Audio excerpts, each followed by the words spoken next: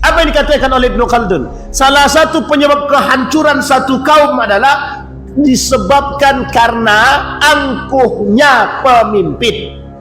Salah satu kehancuran satu kaum adalah disebabkan kemegah-megahannya para pemimpin, pejabat, orang-orang besar. Ini penyebab apa? Kehancuran satu negeri. Asyrafil anbiya'i wal mursalin wa ala alihi wa sahbihi ajma'in. Allahumma salli wa sallim wa barik ala hadzal nabiyyil karim. Allahumma salli ala Muhammad wa ala ali Muhammad fil alamin innaka Hamidum Majid. Ya ayuhan nas ittaqu rabbakum alladhi khalaqakum min nafsin wahidah wa khalaqa minha zawjaha wa batha minhuma rijalan katsiran wa nisaa'a wattaqullaha alladhi tasaaluna bihi wal arham innallaha kana 'alaikum raqibah. Puji syukur kehadirat Allah dengan mengucapkan alhamdulillahirabbil alamin. Berselawat kepada Nabi dengan mengucapkan Allahumma salli ala Muhammad wa ala ali Muhammad fil alamin innaka Hamidum Majid. Bapak Ibu sekalian yang berbahagia, mudah-mudahan di subuh hari ini Allah melimpahkan rahmat dan keberkahan kepada kita semua. Insyaallah kita yang hadir Allah berikan keberkahan rumah tangga yang sakinah mawaddah warahmah, anak-anak yang soleh dan solehah, dan insyaallah husnul khatimah. Amin ya rabbal alamin. Kemudian Bapak Ibu, kita berdoa untuk kedua orang tua kita yang telah meninggal,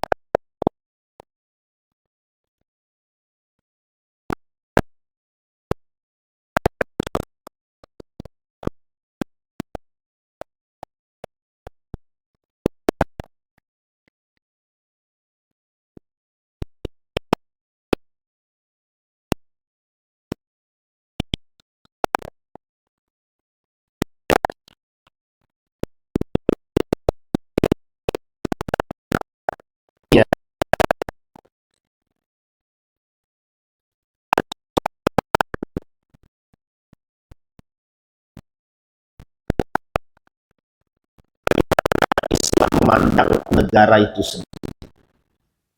Di dalam satu kitab judulnya Al-Muqaddimah karangan Ibnu Khaldun.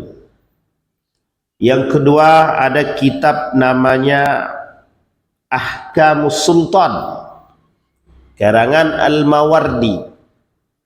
Dua kitab ini berbicara tentang bagaimana tata negara yang memang Islam berbicara tentang itu. Kalau kita berbicara tentang Ibnu Khaldun, kita berbicara seorang pakar sosiologi. Kalau bahasa sederhananya bapak sosial. Jadi kalau orang bilang bapak sosial itu adalah Karl Marx, itu salah. Kalau bahasa lainnya Comte, Agus Comte namanya. Kalau dikenal sebagai bapak sosial itu salah, bukan. Tapi lebih tepatnya bapak sosial itu adalah Ibnu Khaldun. Di dalam Al-Quran ada satu doa yang ini menjadi doa. Kata Allah di dalam Al-Quran itu, Rabbi ja'al hadha baladan aminah warzuq ahlahu minas samarati man amana minhum billahi wal yawmil akhir. Rabbi ij'al hadza baladan aminah. Ya Allah, jadikan kota ini, negara ini, negara yang aminan, negara yang aman. Ini jangan dikaitkan dulu langsung dengan negara Republik Indonesia. Rabbi ja'alni muqima salati wa min dzurriyyati rabbana wa taqabbal du'a. Ini kaitan dalam doa untuk keluarga. Rabbi ja'al hadza baladan aminah. Jadikan negara ini negara yang aman, mutmainnah, damai, tenang. Di dalam doa yang lain, bahkan kita dituntutkan menjadi negara ini baldatun thayyibatun wa rabbun ghafur. Bagaimana kita dituntut berdoa semoga negara itu menjadi baldatun thayyibatun wa rabbun ghafur. Ada persyaratan sebelum menjadi negara yang baldatun thayyibatun wa rabbun ghafur. Negara yang aman, damai, thayyibah, baik, rabbun ghafur, mendapatkan ampunan dari Allah. Ini bersyarat. Adakah syarat terpenting untuk mendapatkan itu? Ada. Kata Allah dalam Al-Quran, kita kaitkan dengan ayat lain. Walau anna ahlal qura amanu wattaqaw la fatahna alaihim barakat minas samawati wal ard. Kalau mereka satu kampung itu, satu negeri itu, amanu, pertama. Yang kedua, wattaqaw, bertakwa, la fatahna alaihim barakatim minas samai wal ard. Kami buka pintu keberkahan bagi mereka dari langit dan dari bumi. Sekarang kita lihat ayat yang lain. Apa yang Allah berikan kepada manusia? Kata Allah, aku ciptakan langit dan bumi. Aku ciptakan semua yang ada di muka bumi ini untuk kalian nikmati, untuk kalian manfaatkan, kata Allah. Semua. Apa yang tidak Allah kasih? Laut ada, sungai sama, laut sama. Bumi yang untuk kalian tanam. Kalau di laut Anda bisa ambil maka apa? Ikan semua segala macam, bukan kaplingan. Tapi bisa ada ikan, ada banyak semua. Yang di daratan banyak apa? Itu tertulis dalam Al-Quran. Semua yang di muka bumi ini yang Allah ciptakan untuk manusia, silahkan ambil. Tapi ada tapinya, ada batasan. Apa batasan itu? Yang pertama batasan itu, yang ada dalam diri kita. Jangan rakus. Jangan rakus. Itu yang pertama. Kenapa kok jangan rakus? Karena kalau rakus, ini penyakit manusia terdahulu. Berkelahi antara satu dengan yang lain karena tidak ada kepuasan. Rakus. Maka kata Nabi dalam hadisnya, al-hirsu asyaddu minat tama. Keserakahan itu lebih parah daripada tamak itu sendiri. Dia ada tamak. Ada tamak, ada hirsun. Tamak itu berbahaya, tapi hirsun asyaddu minat tamak. Hirsun, keserakahan itu jauh lebih berbahaya daripada ketamaan itu sendiri. Satu.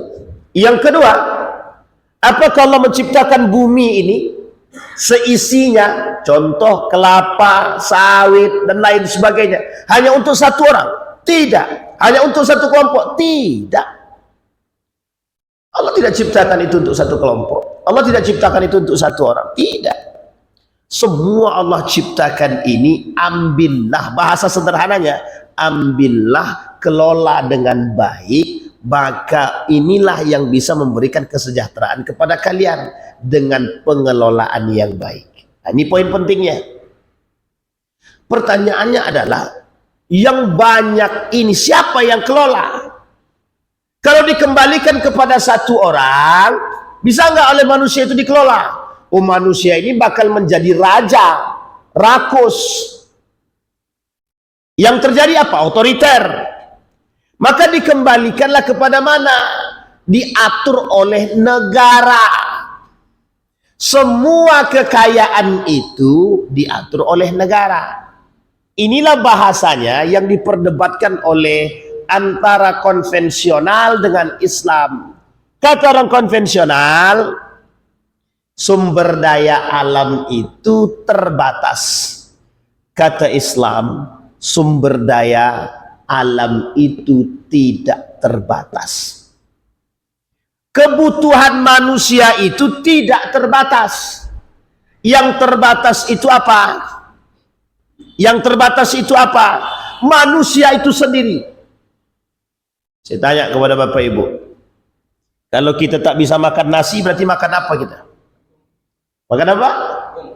Jagung. Kalau kita tak bisa makan jagung, orang tua zaman dulu saya masih ingat betul. Waktu saya masih kecil, diajaknya, Wan, yuk bantu ibu, bantu nenek, apa nek? Ambil sagu. Jadi kita masih bisa makan sagu, belum makan nasi. Kalau sagu habis, sekarang sulit mencari sagu. Makan nasi, beras. Beras banyak macam. Tak bisa makan beras, sampai saya ke Turki. Di Turki makan beras pun, makan nasi pun tidak. Di Turki itu kami tak makan nasi, Pak. Sebagian tempat. Berapa hari itu kami tak makan nasi itu. Tak ketemu nasi. Tapi yang kita makan apa? Roti. Pakai telur. Telur di dadar, makan pakai roti. Kebutuhan manusia itu tidak terbatas. Manusia bisa makan apa sih? Tapi manusia harus membatasi kebutuhan dia. Ketika manusia tidak membatasi kebutuhan dia, ketika manusia tidak membatasi nafsu dia, ya semua ingin mereka lahap, semua ingin mereka ambil. Inilah yang disebut menjadi pendorong kehausan, kerakusan dan keserakahan tadi. Kalau bahasa mereka, orang-orang barat itu, kebutuhan itu terbatas. Sumber daya alam terbatas. Dan sumber daya manusia juga terbatas. Manusia, sumber daya manusia tidak terbatas, sumber daya. Tapi sumber daya alam bagaimana? Yang menjadi kebutuhan manusia tidak akan terbatas. Tidak ada minyak, banyak yang lain. Saudi Arabia, kalau mereka sudah habis salah satu cara mereka untuk mengatasi persoalan minyak, mereka buat pariwisata. Pariwisata sekarang, salah satu alasan mereka buat adalah untuk mengganti minyak yang kelak bakal habis, kata mereka. Artinya apa? Sumber pendapatan mereka kelola yang bisa mereka kelola selain daripada minyak. Artinya manusia berpikir kreatif, muncul apa? Muncul pariwisata. Inilah yang ingin kita sampaikan. Betapa Islam itu memberikan sesuatu kepada manusia, betapa Allah menciptakan sesuatu kepada manusia itu dengan segala hal tanpa ada batasan, tergantung manusia itu berpikir atau tidak. Persoalannya, dalam kondisi yang seperti ini, siapa yang membuat manusia itu hancur? Siapa yang membuat manusia itu rusak? Yang membuat manusia rusak, yang membuat manusia hancur adalah diri manusia itu sendiri. Inilah yang disebabkan oleh kerakusan dan keserakahan yang mengantarkan kehancuran bagi manusia itu sendiri. Kata Allah dalam Al-Quran, Zaharal fasad fil barri wal bahri bima kasabat aydin nas. Kehancuran yang terjadi pada diri manusia itu disebabkan ulah manusia itu sendiri. Ini poin penting. Maka kehancuran satu negeri itu disebabkan oleh siapa? Oleh pula pemimpin itu sendiri. Rakyatnya sengsara. Oleh siapa? Siapa penyebabnya? Kerakusan para pemimpin. Apa yang dikatakan oleh Ibnu Khaldun? Salah satu penyebab kehancuran satu kaum adalah disebabkan karena angkuhnya pemimpin. Salah satu kehancuran satu kaum adalah disebabkan kemegah-megahannya para pemimpin, pejabat, orang-orang besar. Ini penyebab apa? Kehancuran satu negeri. Kalau bahasanya Umar bin Khattab itu, negara kalau sudah terus-terusan ngambil pajak dari rakyat, itu tandanya negara tersebut mau hancur. Itu bahasanya, bahasa daripada Umar bin Khattab.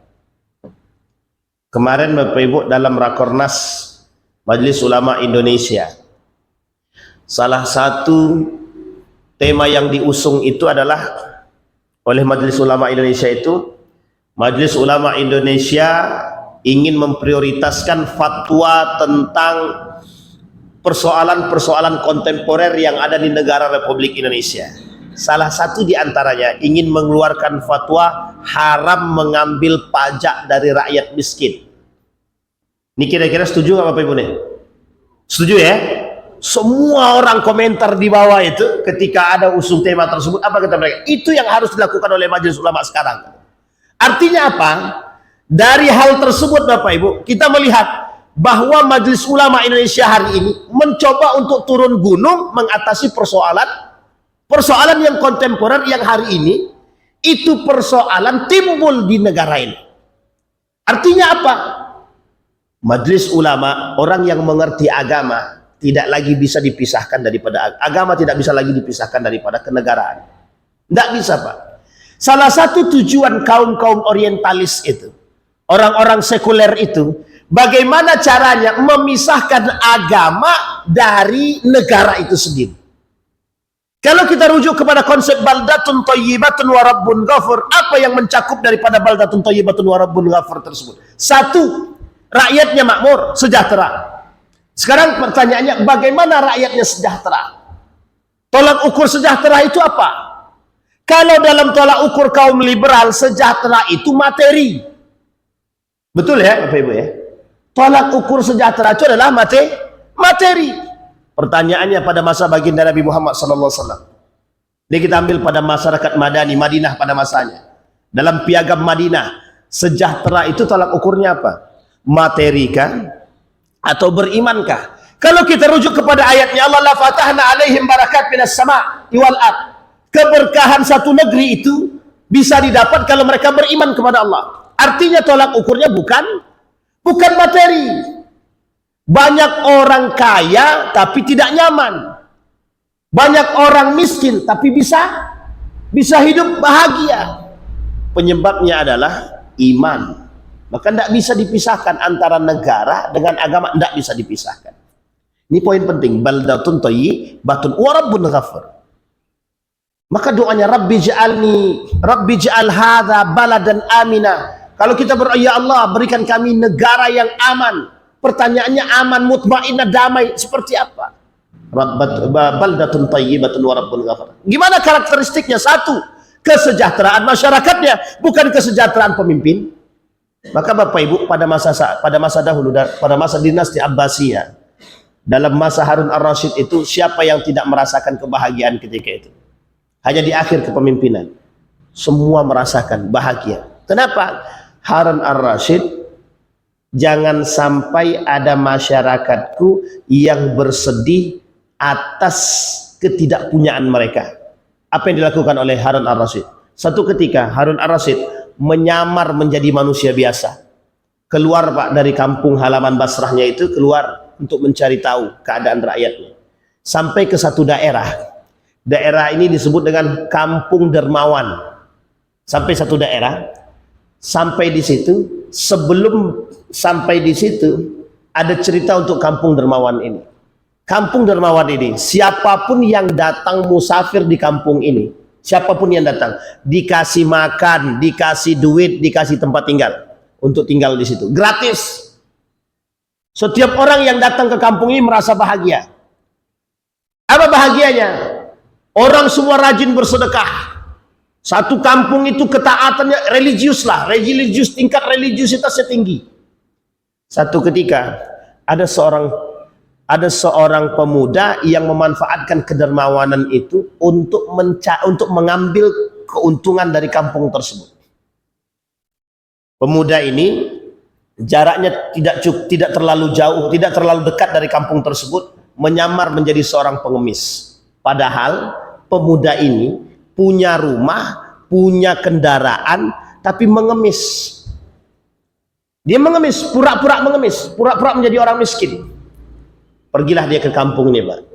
Ketika sampai di kampung itu, dia mengemis, Pak. Banyak dia dapat, Pak. Makanan, minuman, dan kemudian emas dibawa pulang, Pak. Hari ini apa dia kata? Kalau begini, saya bisa kaya nih. Dimanfaatkan pada hari kedua, ketiga, keempat, sama seperti itu. Dia mengemis, Pak. Pura-pura miskin. Satu ketika, dia, pemuda tersebut, pengemis ini, balik. Tak sengaja oleh orang kampung Dermawan ini, salah satu di antara orang kampung Dermawan ini, ada yang melihat, karena dia mengembala, melihat pemuda ini balik keluar dari kampung Dermawan, Ketika sampai di tempat dan dia masuk ke dalam rumah, rumah itu megah, cantik Pak. Dilihat oleh pemuda yang pengembara tadi. Setelah dilihat oleh pengembara tadi, kok rumah ini bagus? Bukankah itu pemuda itu adalah pengemis? Ketika balik, keluar lagi pemuda tadi, berubah pakaian dari seorang pengemis yang tadi masuk ke dalam rumah, keluar rumah pakai pakaian tidak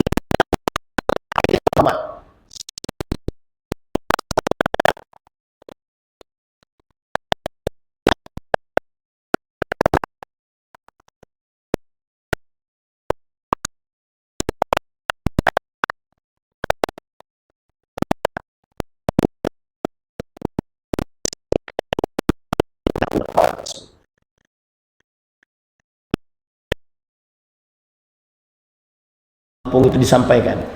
Satu ketika Bapak Ibu sekalian yang berbahagia, Harun Ar-Rasyid keluar dari rumahnya, menyamar jadi manusia biasa. Sampai menjadi manusia biasa, dia datang ke satu kampung yang disebut Dermawan itu. Ketika sampai di situ, Harun Ar-Rasyid dikasih makan, dikasih tempat tinggal. Tidak ada yang mengenal Pak, karena waktu itu tidak ada HP untuk mengetahui wajah para pemimpin, itu tidak tahu Pak. Wajar kalau Umar bin Khattab pergi ke perbatasan Madinah, orang tidak kenal kalau dia Amirul Mukminin, tidak tahu Pak, karena waktu itu tidak ada HP, orang tidak tahu siapa pemimpinnya Pak. Sehingga apa yang terjadi Bapak Ibu sekalian yang berbahagia, ketika Harun Ar-Rasyid diberikan makanan, diberikan minuman, tempat tinggal, bahagia Pak, bahagia hati. Kemudian Harun Ar-Rasyid bilang kepada orang pemuka tokoh kampung tersebut, tadi sebelum saya singgah ke sini, kata, saya singgah ke satu kampung. Di kampung itu saya singgah di dekat satu rumah. Kebetulan saya jatuh di situ, kelaparan di situ. Saya datang ke rumah tersebut, saya ketok pintu. Ternyata rumah ini adalah rumah pengemis yang pura-pura miskin tadi. Yang pura-pura miskin tadi. Sampai di situ, apa kata Harun Ar-Rasyid? Dia minta bantuan, minta makan, paling tidak dikasih minum, hanya untuk menghilangkan dahaga. Tidak dikasih. Apa kata pengemis tadi? Badan kau sehat, kau minta-minta, tidak ada tempat bagimu. Diusir Pak, Harun Ar-Rasyid ini diusir. Dia nggak tahu kalau ini adalah pemimpin. Kalau tahu kira-kira dia apa itu?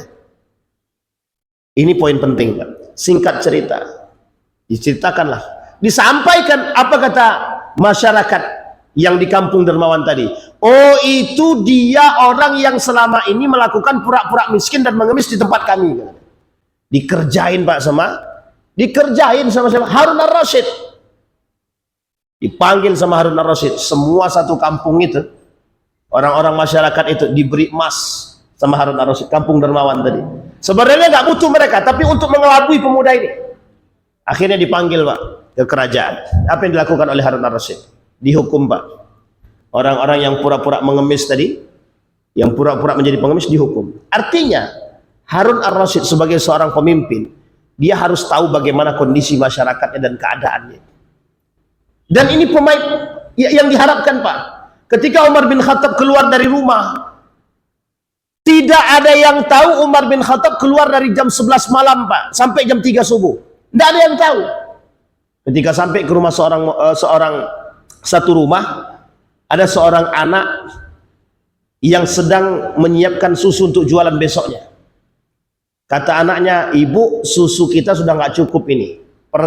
Persiapan kita, perbekalan kita untuk jualan besok, susu onta kita berkurang. Entah onta, entah keledai gitu. Keledai berkurang dari sebelumnya. Kata ibunya, gini aja lah nak, campurkan aja lah dengan air. Kan tidak ada yang lihat. Dijawab sama anaknya, bukankah Amirul Mukminin sudah mengeluarkan edaran, tidak ada yang boleh menjual susu palsu. Kata ibunya, tidak ada yang hidup di malam hari ini Mbak. Nah, tidak ada yang tahu kalau kita mencampurkan itu. Sementara ketika itu Umar bin Khattab sedang nguping di dekat rumah mereka. Sedang nguping Umar bin Khattab di dekat rumah mereka. Tapi Umar bin Khattab tidak berkomentar. Apa kata anak tadi? Wallahi, tidak akan pernah aku campurkan Bu. Biarlah. Tapi kan manusia tidak lihat Pak, tapi Allah lihat, kata dia. Kata anak yang tadi Pak. Bayangkan Umar bin Khattab jam 11 malam ke atas, masih keliling lihat masyarakatnya. Sampai ke perbatasan, nggak ada yang kenal Pak Amirul Mukminin, pakai pakaian biasa menyamar untuk mengetahui keadaan rakyatnya. Bukan, mohon maaf, keliling itu pakai kamera, bukan. Kalau keliling pakai kamera itu jelas pencitraan, Pak.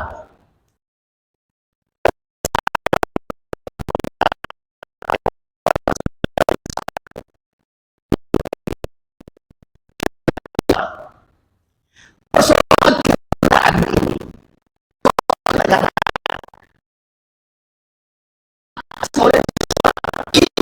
kepemimpinan.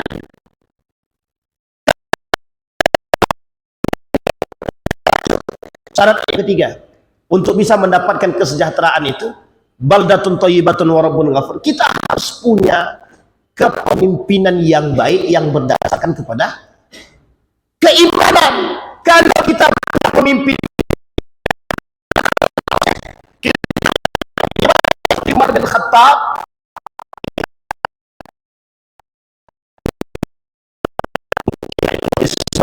mungkin korupsi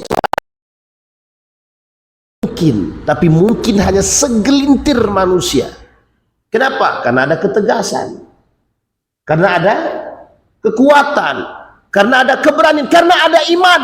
Yang lebih tepatnya adalah amanu wattaqau, masyarakat beriman, masyarakat bertakwa. La fatahna alaihim, betul-betul kami buka bagi mereka keberkahan. Itu kata Allah. Itu yang ketiga. Jadi salah satu syarat untuk mendapatkan baldatun thayyibatun wa rabbun ghafur adalah iman. Tapi kan Ustaz, itu dalam agama memang harus begitu. Apakah Nabi Muhammad tidak mengerti tata negara? Kalau Nabi Muhammad tidak mengerti tata negara, mengapa dia diangkat menjadi pemimpin?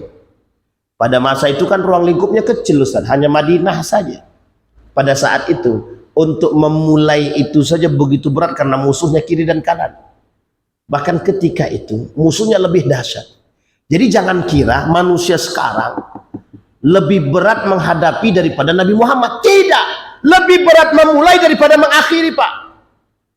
Sekarang ini manusia cuma tinggal menikmati aja, tinggal menikmati. Pada masa Nabi tidak punya kekuasaan, tidak punya ekonomi. Tapi apa yang dibangun oleh Nabi? Nabi sampai di Madinah, yang pertama sekali yang dilakukan oleh Nabi, Nabi buat mereka betul-betul beriman kepada Allah. Nabi satukan mereka. Kemudian apa yang dilakukan oleh Nabi? Nabi berikan kepada mereka kekuatan untuk membangun kekuatan ekonomi. Bagaimana caranya? Berdagang, Pak, tijarah. Selain daripada tijarah, apa yang dilakukan? Mengamalkan apa yang dikatakan oleh Allah dalam Al-Quran, memanfaatkan sumber daya alam. Nah, sekarang pertanyaan kita adalah, negara Republik Indonesia ini sumber daya alamnya bagaimana? Banyak, Pak, melimpah ruah. Siapa yang mengelola? Kalau Freeport, siapa yang kelola? Nikel, siapa yang kelola? Semua ini dikembalikan, Pak. Dikembalikan. Ustaz, itu kan ada pada masa dahulu penjajahan ABC dan itu bagian belakang. Sekarang yang penting bagi seorang pemimpin hari ini adalah ketika seorang pemimpin bisa menyatukan umatnya dalam frame, dalam kacamata agama. Baik. Itu yang kemudian yang harus kita tolak, menjadi tolak ukur kita. Pemimpin yang beriman, pemimpin yang mengerti agama, mesti tidak akan mungkin membuat rakyatnya sejahtera. Itu tidak mungkin, Pak. Tidak akan mungkin. Apalagi harus menggadaikan negara, itu tidak mungkin, Pak. Sangat tidak mungkin sekali. Kenapa? Karena dia bagian daripada itu. Pernahkah ini terjadi? Pernah, Pak. Pada masa dahulu, kita ambil contoh. Ketika revolusi Arab, ini mohon maaf, Pak, mohon maaf kita. Negara-negara Arab dulu menggadaikan negara mereka demi kepentingan kelompok. Pertanyaannya ketika itu bagaimana model kepemimpinan mereka? Mereka kerajaan, sistemnya kekerajaan, dinasti. Itu dulu, Pak, sampai hari ini. Makanya mohon maaf ketika kasus Sudan, misalkan kita ambil contoh kasus Sudan, misalkan. Itu negara-negara Arabnya justru mereka bahagia atas hancurnya Sudan. Padahal sama-sama Muslim. Sama-sama Muslim. Sebagian negara Arab yang ikut campur dalam urusan ini berasa bahagia, Pak. Pertanyaannya, apa masalah mereka? Imankah atau apakah? Ada unsur, ada kelompok di belakang mereka yang kemudian sengaja membenturkan mereka. Apa sebab? Sebabnya satu saja Pak, sumber daya alam. Mana duitnya? Nggak bawa pula lagi, duit ada ya. Kita ambil contoh ya Pak Ibu ya. Tidak ada lagi backupan Pak, tidak ada lagi. Jadi kalau uang kita nih sekarang rusak, ya rusak habis, selesai. 500 rupiah. Dulu masih Bapak Ibu masih ingat kan 1990 ada tanggalnya di belakang, ada tahunnya besar 1995. Bisa buat apa? Bisa buat cincin emas. Rame pada saatnya, pada masanya. Jadi yang pernah itu berarti dah tua betul itu. Orang yang hidup, iya Bang Jidin merasakan itu. Nampak tuanya berarti kan? 1900. Itu di backup Pak. Apa yang terjadi? Mohon maaf Pak. Kerakusan yang terjadi. Kerakusan mereka tampakkan. Habis Pak. Emas diambil mereka. Ambil. Yang ambil menikmati bukan kita. Yang menikmati orang lain. Pada masa kapan itu Pak? Semenjak dimulainya penjajahan pada masa Portugis, Belanda, kemudian Jepang, Indonesia tidak pernah menikmati hasil emas itu sendiri sampai hari ini. Kira-kira berat gitu Pak? Nah sekarang poin kita adalah Pak, apa yang menyebabkan kehancuran satu negeri? Sebenarnya sederhana Pak, kerakusan dan keangkuhan dan kesombongan. Mengapa negara-negara yang dahulu pernah terjadi pada masanya, mengapa pada saat itu seperti Turki Utsmani di akhir kepemimpinan, mau tidak mau Turki Utsmani disetir Pak. Oleh siapa? Oleh Eropa. Kenapa disetir oleh Eropa? Karena mohon maaf, ketika itu Turki Utsmani punya hutang yang melimpah dan tidak bisa mengatasi hutang tersebut. Kenapa Pak?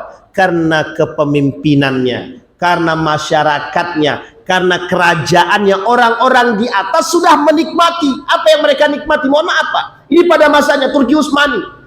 Pada masa itu yang di atas ini sudah merasakan nikmatnya, kemegahan nikmatnya semua.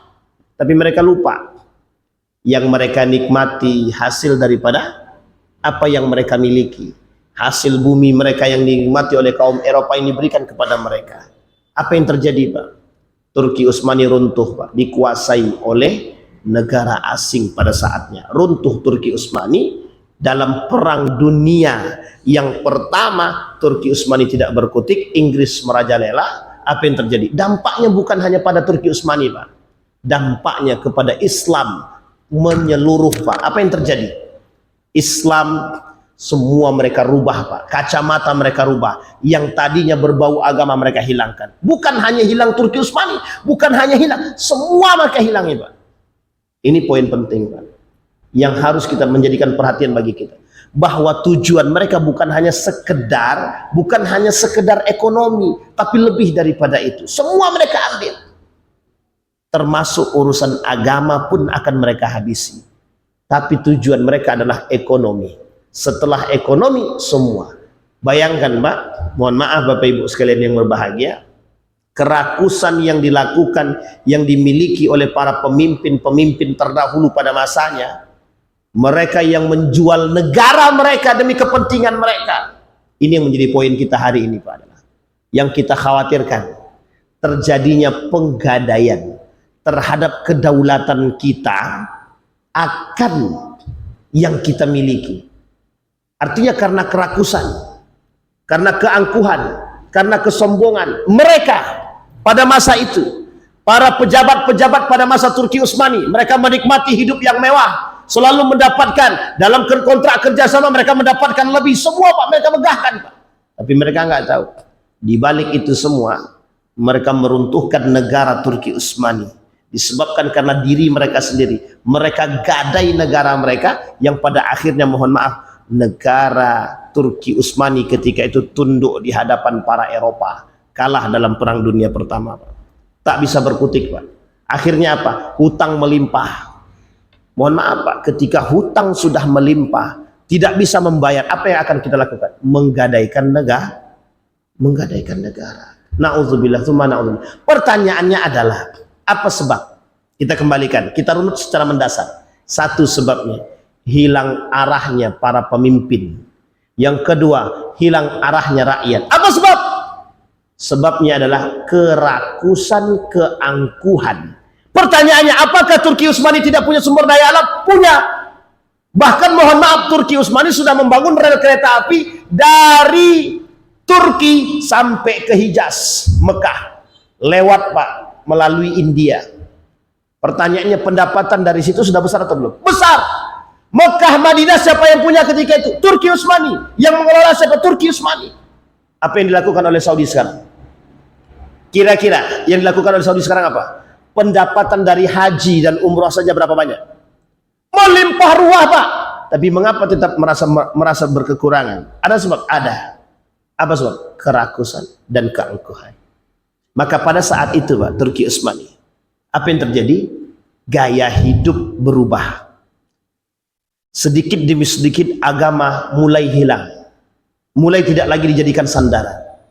Kalaulah satu negara sudah tidak menjadikan agama sebagai sandaran, maka yang terjadi apa? Hilang arah. Apa maksudnya? Pemisahan antara agama dengan negara. Apa yang terjadi? Manusia yang tidak beragama, pemimpin yang tidak beragama, hilang arah. Apa yang disebut dengan hilang arah? Mereka tidak lagi menjadikan agama sebagai sandaran. Apa yang terjadi? Apa yang dampaknya? Dampaknya adalah tidak ada namanya baldatun thayyibatun wa rabbun ghafur. Apa yang terjadi Pak? Kerakusan, keserakahan. Itu yang terjadi sekarang. Nah, ini yang kita tidak inginkan. Akhirnya apa? Turki Utsmani, semua keluarga-keluarga kerajaan, anaknya disekolahkan Pak ke Amerika. Bukan ke agama. Ke Amerika, ke Belanda, ke Inggris. Menjadi sekuler. Balik ke tanah mereka. Mereka jual akal pikiran mereka. Mereka asingkan agama. Yang terjadi apa? Mereka dihadapkan dengan kondisi yang realita bahwa ekonomi menjadi kekuatan tangguh negara. Sekarang kita lihat Pak, Yaman itu negara kaya atau bukan? Negara kaya atau bukan? Tapi negara Yaman ini, apa yang paling mereka kemukakan sampai hari ini, dari dulu sampai sekarang? Agama. Agama. Yaman sangat berpegang teguh dengan agama, sangat. Negara tidak kaya, tidak kaya Pak. Tapi sampai hari ini negara Yaman selalu berada pada posisi yang selalu membela agama. Ketika Palestina, ketika Yaman dan beberapa kasus-kasus keagamaan yang lain, Yaman selalu berada pada posisi, selalu membantu, selalu pada posisi yang mendukung yang baik. Pertanyaannya apa? Agama. Dan apa yang kita rasakan? Mereka, mohon maaf kita ambil contoh Pak, sekalipun secara ekonomi mereka lemah, tapi mereka punya harga diri. Apa harga diri mereka? Agama. Kita butuh itu Pak. Negara kita ini kuat, besar, sumber daya alamnya banyak Pak. Tapi mohon maaf, manusia-manusia yang rakus juga banyak. Eksploitasi semua Pak. Eksploitasi alamnya dikuasai oleh siapa? Dikuasai oleh perorangan dan perkelompok. Pertanyaan kita adalah, rakuskah atau serakahkah? Rakuskah atau serakahkah? Sampai ada negara dalam negara, itu kira-kira rakuskah atau serakahkah? Rakuskah atau serakahkah itu? Ini poin penting bagi kita. Maka pertanyaan kita hari ini adalah, apakah kehancuran negara-negara terdahulu, negeri-negeri terdahulu yang Allah sebutkan dalam Al-Quran akan terjadi kepada negara-negara tertentu disebabkan karena kerakusan mereka? Apakah kehancuran Turki Utsmani akan dialami oleh negara-negara yang serupa karena kerakusan mereka, keangkuhan mereka yang menyebabkan diri mereka lemah karena mereka jauh daripada agama? Dulu yang membuat Turki Utsmani ini kuat bukan karena sumber daya alamnya, bukan Pak, karena keagamaannya, karena integritasnya, karena loyalitasnya kepada agama. Sehingga Erdogan mengembalikan satu hal Pak yang harus kita pahami, politik identitas.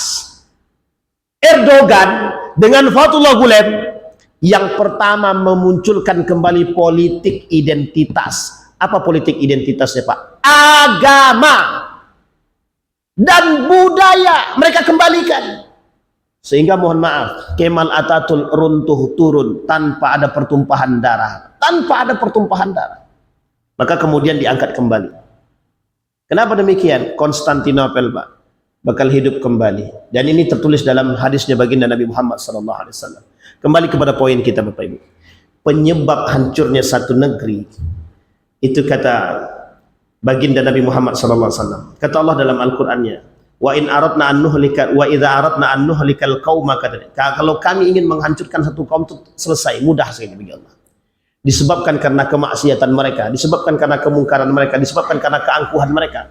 Manusia yang angkuh, manusia yang rakus, itu penyebab daripada kehancuran satu pak. Apa kata Nabi dalam hadisnya? Kata Nabi dalam satu hadis itu, salah satu penyakit yang akan timbul di akhir zaman adalah at-takatsur wat tanajus fid dunya. Mereka bermegah-megahan. Yang kedua, mereka berlomba-lomba dalam urusan dunia. Yang selanjutnya at-tabaghut, yang selanjutnya at-tahasud. Mereka saling membenci, mereka saling iri hati dan dengki. Sekarang kita lihat pada dalam poin yang pertama, at-takatsur. Apa itu at-takatsur? Dalam surat at-takatsur itu, alhaakumut takatsur hatta zurtumul maqabir. Kalla sawfa ta'lamuna thumma kalla sawfa ta'lamun. Kalla law ta'lamuna ilmal yaqin la tarawunal jahim thumma la tus'alu yawma idzin 'anil na'im. Pertanyaannya takasurnya artinya apa, Pak? Bermegah-megahan. Pertanyaannya bermegah-megahan seperti apa? Kita lihat, Pak, kita rujuk dalam sejarah. Ketika kita lihat dalam dinasti-dinasti kerajaan-kerajaan Islam, salah satu penyebab kehancuran negara tersebut adalah salah satu penyebab kehancuran satu dinasti tersebut. Kita ambil kembali kepada dinasti Umayyah. Apa yang terjadi? Bagaimana dinasti Abbasiyah menghancurkan dinasti Umayyah? Satu penyebabnya, sudah ketika itu masyarakat, pemimpin dan para pejabat-pejabat yang ada di dinasti Umayyah, mereka sudah mulai memegah-megahkan diri mereka. Bangunan mereka tinggikan, rumah mereka megah, istana mereka megah, tapi mereka nggak tahu rakyat mereka dalam keadaan sengsara. Nggak tahu.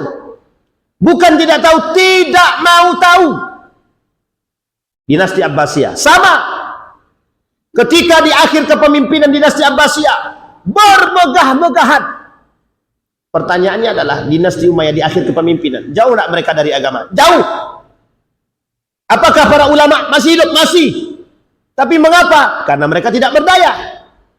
Karena para pejabat, para pemimpin, para umara lebih haus kekuasaan, lebih haus dengan harta dan dunia. Yang kedua, dinasti Abbasiyah sama. Dinasti Abbasiyah sebab keruntuhannya salah satunya adalah cinta terhadap dunia. Bagaimana dengan Andalusia? Sama. Cinta terhadap dunia. Kita kembalikan kepada sejarah. Sejarah kita ada. Kita punya sejarah. Islam boleh melirik kepada sejarah. Sekarang pertanyaannya kita kembalikan kepada poin yang Allah katakan dalam Al-Quran. Allah ciptakan langit dan bumi ini untuk kalian kelola, biar masyarakat ini bisa hidup sejahtera. Pertanyaannya adalah, dengan apa? Dengan keadilan. Ini poin pentingnya, Pak. Jadi Allah kasih sumber daya alam dikelola oleh pemerintah. Tujuannya untuk apa? Tujuannya untuk apa? Tujuannya untuk kesejahteraan, kata Allah. Pertanyaannya, bagaimana biar sejahtera? Bagaimana mengelola biar bisa sejahtera? Harus mengelola dengan keadilan. Maka dalam istilah kedaulatan itu ada kedaulatan rakyat, kedaulatan negara. Bisa dipahami ya Pak ya, kedaulatan hukum. Setidaknya ada 4 kedaulatan Pak. Kita ambil satu-satu. Kedaulatan rakyat. Apa maksud kedaulatan rakyat itu? Paling tidak, makna sederhananya adalah kekuasaan itu ada di tangan rakyat. Pertanyaannya, bagaimana kalau kekuasaan di tangan rakyat itu? Seharusnya itu yang dimiliki. Harusnya negara kita ini, suara terkuat itu suara rakyat. Suara rakyat, kata mereka. Artinya apa? Rakyat harusnya bisa lebih berkuasa karena mereka yang memilih para penguasa. Artinya apa? Artinya ketika rakyat memilih seorang pemimpin, berarti rakyat menginginkan kesejahteraan dari tangan para pemimpin-pemimpin yang dipilih dengan cara manajemen keadilan. Kita ambil contoh yang lain. Persoalan kedaulatan hukum misalkan. Harusnya ada unsur keadilan yang tidak boleh kita lupakan. Kejadian ini sama Pak pada masa terdahulu. Pada masa terdahulu, keadilan pada masa dinasti Abbasiyah, keadilan tidak lagi berpihak kepada masyarakat lemah. Keadilan berpihak pada orang-orang yang punya kekuasaan. Artinya apa? Mulai terjadi penyimpangan. Nah, penyimpangan ini yang paling berbahaya, penyimpangan keadilan. Keadilan hanya berpihak kepada mereka para penguasa, tapi tidak berpihak kepada rakyat biasa. Dan ini masalah. Dan poin pentingnya bagi kita adalah bagaimana kita bisa membangun formulasi baldatun thayyibatun wa rabbun ghafur. Yang pertama, jadikan Islam sebagai sandaran agama. Yang kedua, kembalikan nilai-nilai agama, berpegang teguh kepada nilai-nilai agama. Yang ketiga, harus membangun atau manajemen negara ini bukan hanya karena kecerdasan, tapi dikembalikan kepada agama. Artinya pemerintah bekerja sama dengan Majelis Ulama Indonesia dalam membangun negara. Itu tujuan dibangunnya Majelis Ulama Indonesia. Agar apa? Agar pemerintah tidak keluar jalur daripada syariat.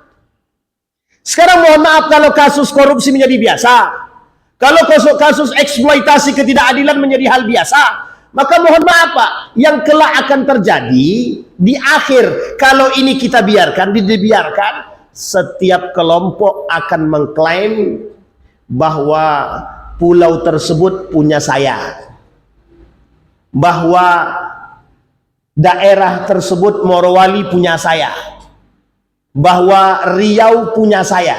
Riau punya kelompok sini, yang di sono pulau di sono punya kelompok tertentu, yang di sana di Ambon, di Maluku, di mana-mana punya kelompok tertentu. Yang terjadi apa? Yang terjadi apa? Yang terjadi adalah perperangan antar satu kelompok dengan kelompok yang lain. Itu yang terjadi. Kita ambil contoh sederhana. Kasus yang melibatkan antara Yusuf Kala dengan siapa Bang? Lipo. Ini kasus ini. Perebutan kekuasaan dan lahan. Perebutan kekuasaan. Lahan. Coba. Kita masyarakat hanya bisa menonton, Pak. Kita masyarakat hanya bisa menonton. Mereka yang kelak terjadi di akhir adalah kerakusan dan keserakahan yang dibangun oleh manusia. Kelak inilah yang menyebabkan kehancuran kita. Pertanyaan kita adalah bagaimana sikap kita seorang muslim? Satu, sikap kita, Pak. Yang pertama adalah kita sebisa mungkin tetap memberikan yang pengetahuan kita melalui kritikan yang terbaik. Kemana kita mau melewatinya Pak? Kemana kita berikan? Kepada para tokoh-tokoh yang suaranya bisa sampai ke pusat Pak. Harus Pak, harus. Kita ambil contoh Riau. Riau ini Pak kaya. Riau ini kaya. Kita ambil contoh di Siak. Apa di Siak itu Pak? Di Siak itu apa? Sumber daya alamnya apa? Apa Bang Didi sumber daya alam di Siak itu? Gas Pak. Siapa yang punya? Yang punya tempatnya Riau. Yang menguasai siapa? Yang diberikan ke kita berapa? Ini kan menjadi poin kita Pak. Yang diberikan ke kita berapa? Itu kan menjadi poin bagi kita. Artinya adalah sumber daya alam ini sedikit saja diberikan kepada kita, maka akan bisa merubah. Pertanyaannya adalah dieksploitasi di sini, dibawa ke sana, dikembalikan ke sini hanya segelintir dari sekian. Ya ini mohon maaf Bapak Ibu sekalian yang berbahagia, mohon maaf. Sumber daya alam kalau dikelola dengan cara yang baik, tapi wajib harus ada keadilan. Karena dasarnya iqsid, adil. Kalau tidak ada keadilan, selesai. Makanya kata para ulama, salah satu sandaran kesejahteraan itu adalah keadilan. Pemimpin kalau tidak bisa adil, selesai. Istilah kata, ada seorang suami punya istri dua. Maka apa ya salah satu syarat? Tidak usah senyum Bang. Kalau tidak sanggup tidak usah. Jadi seorang suami punya istri dua. Kira-kira bagaimana cara dia manajemen istri yang dua ini? Dua baru nih, bukan banyak nih, dua cuma. Apa yang paling penting disampaikan oleh Al-Quran? Dalam Al-Quran itu apa yang paling penting menjadi poin utamanya? Adil. Salah satu sandaran keimanan itu adalah adil. Poin keimanan itu adalah adil. Pertanyaannya, bisa nggak diadil di antara dua ini? Saya tanya Bapak Ibu, bisa nggak seorang laki-laki adil di antara kedua ini? Dan mungkin nggak ada terjadinya ketidakadilan itu? Sangat mungkin sekali.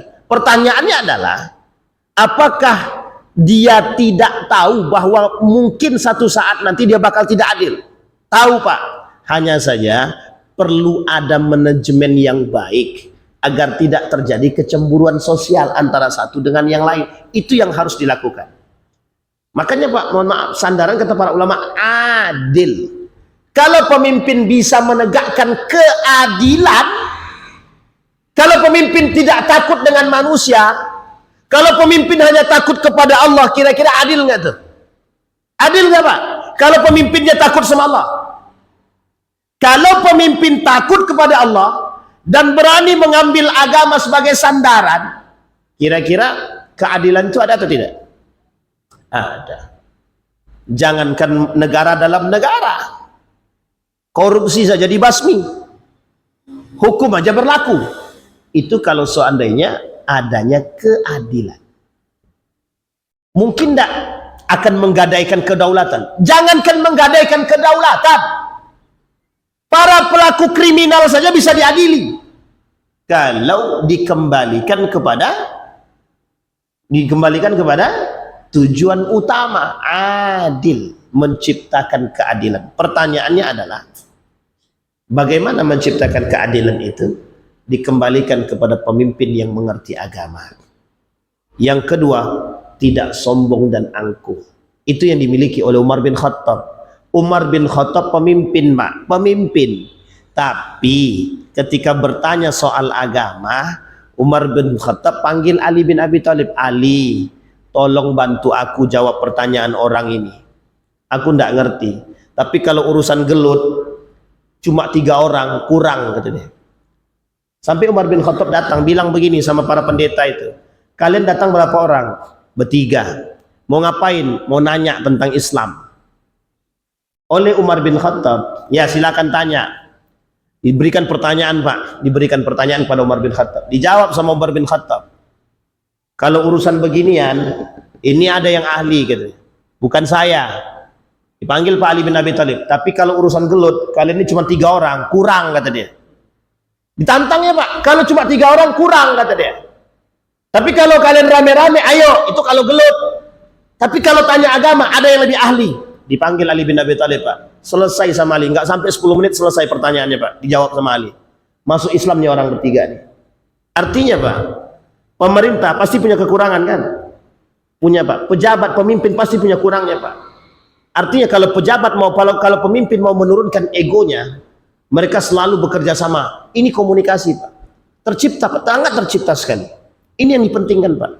Sehingga mohon maaf, ketika Umar bin Khattab ingin mengeksekusi sesuatu yang dikembalikan kepada agama, yang selalu dipanggil siapa? Ali bin Abi Thalib. Apakah Umar bin Khattab ketika Umar bin Khattab menjadi panglima, bukan panglima perang, menjadi anggota dalam berperang, salah satu pemimpinnya adalah anak muda. Apa kata Abu Bakar Siddiq? Kata Abu Bakar kepada pemuda tersebut yang dipilih, saya lupa namanya, yang dipilih oleh Abu Bakar. Kata Abu Bakar kepada pemuda tersebut, Anda hari ini menjadi pemimpin panglima perang. Abu Bakar seorang khalifah, Nabi sudah wafat, seorang khalifah. Abu Bakar jalan kaki, panglima perang tadi disuruh naik kuda Pak. Disuruh naik kuda. Kata pemuda tadi, ya ndak enak Pak, ndak enak khalifah, saya turun saja. Ndak usah. Engkau hari ini pemimpin kami. Bayangkan Pak, seorang Abu Bakar, seorang khalifah jalan di tanah demi menghormati seorang pemimpin panglima perang yang dia pilih sendiri. Artinya Bapak Ibu sekalian yang berbahagia, di sini konteksnya adalah ego, kesombongan, keangkuhan yang diturunkan. Turunkan ego, bangun kerjasama yang baik. Ini yang dilakukan oleh baginda Nabi. Diajak oleh Nabi duduk bareng. Yuk, para pemuka tokoh-tokoh duduk. Terbangun piagam Madinah. Nabi menyatukan Nabi mengumpulkan mereka. Nabi satukan dalam piagam Madinah. Itu bukti contoh nyata. Nabi ajak komunikasi. Apa yang terjadi, Pak? Kata Nabi, kalau kita mau sejahtera, kalau kita mau bahagia, mau aman, kita harus saling memahami.